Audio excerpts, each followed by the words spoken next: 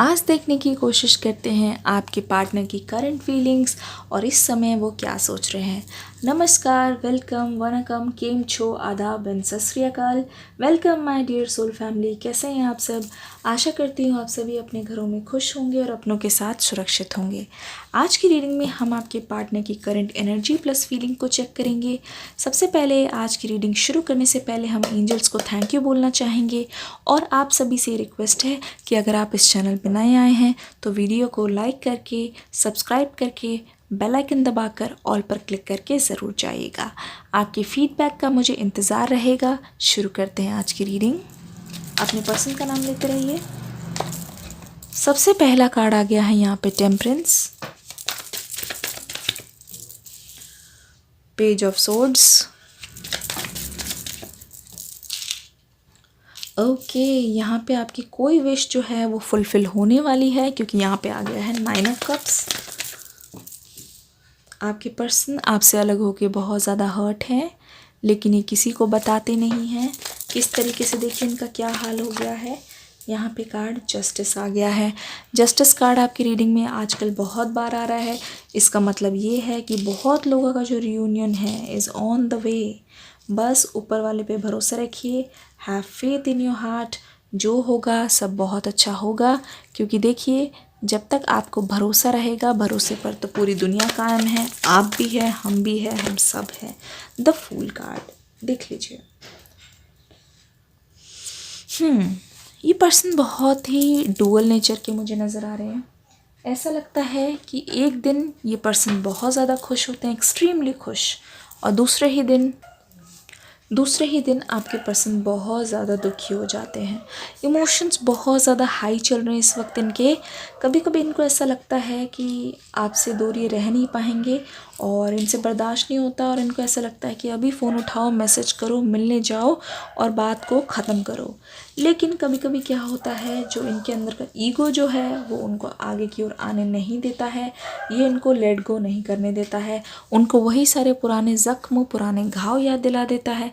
वही घाव जो उन्होंने आपको दिए हैं, लेकिन जो कभी कभी एक आध बार आपके थ्रू उनको कोई धोखा मिला है या कुछ झूठ बोला है या फिर कभी उनका कभी दिल दुखाया होगा, तो वो सारी चीज़ें इतनी ज़्यादा इन पे हावी हो जाती है कि वो सडनली एकदम से, जैसे कहते नहीं है ब्रेकअप के बाद इंसान या तो दुखी हो जाता है या तो एकदम से गुस्से में आ जाता है, और दूसरे ही पल ये इंसान बिल्कुल फूल की एनर्जी में आ जाते हैं।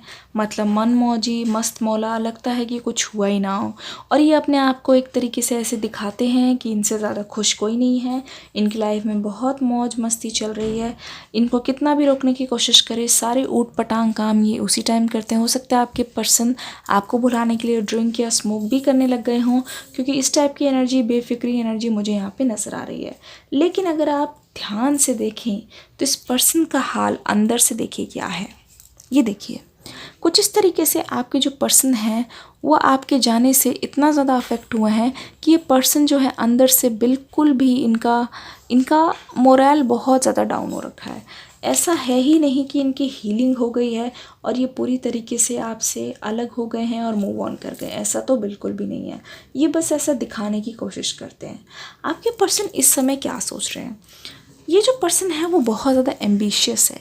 भले ही इनके पास रिसोर्सेज ना हो, कुछ करने के लिए, इन्वेस्ट करने के लिए पैसे ना हो, लेकिन ये पर्सन जो है ये कोशिश करते हैं कि कुछ अपने दम पर करे, कुछ अलग करे, दूसरों से हट के करे, जिससे क्या हो, ये दूसरों से अलग स्टैंड आउट हो सके, इनका भी कुछ वजूद हो, लोग इनको जाने।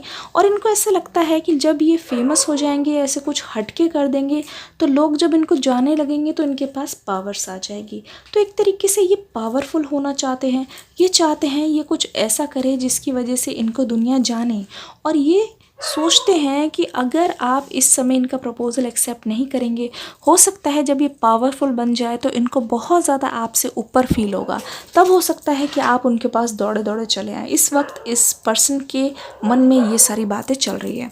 यहाँ पे आ गया है टेम्परेंस का कार्ड। इसका मतलब ये है कि इनका एक पाँव तो बिल्कुल इनके इमोशनल जो इनका एक रिवर है उसमें पूरा बह रहा है, दूसरा पैर जो है इनका ज़मीन पर है। ये बहुत ज़्यादा कोशिश करते हैं दोनों के बीच में बैलेंस बनाने की। आपके पर्सन क्या सोचते हैं? अगर मैं अपने पर्सन के पास जाऊँ, उनसे बात करने की कोशिश करूँ।